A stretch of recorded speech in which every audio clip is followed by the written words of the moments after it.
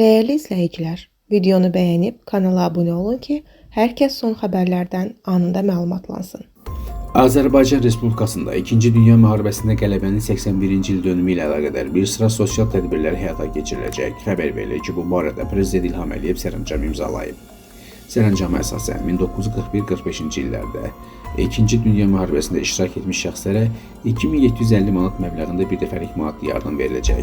Bununla yanaşı, müharibədə həlak olmuş və sonradan vəfat etmiş döyüşçülərin dul arvadlarına, həmin dövrdə arxa cəbhədə fədakar əməyinə görə orden və medallarla təltif edilmiş şəxslərə, döyüş bölgələrinin arxa hüdudlarına və donanmanın əməliyyat zonalarında fəaliyyət göstərmiş xüsusi birləşdirmələrin əməkdaşlarına, eləcə də Leninqradın müdafiəsinə görə təltif olunan və mühasirə iştirakçılarına 1500 manat məbləğində bir dəfəlik yardım ödəniləcək.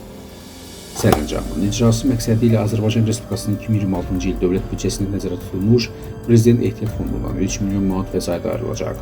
Maliyyə Nazirliyi ayrılmış vəsaitin Əmək və Əhalinin Sosial Müdafiəsi Nazirliyi hesabına köçürülməsini təmin edəcək. Sözügedən Nazirlik isə yardımın aidiyyatı şəxslərə ödənilməsini həyata keçirəcək. Nazirlər Kabineti sərəncamdan irəli gələn digər məsələlərin həlli tapşırılıb.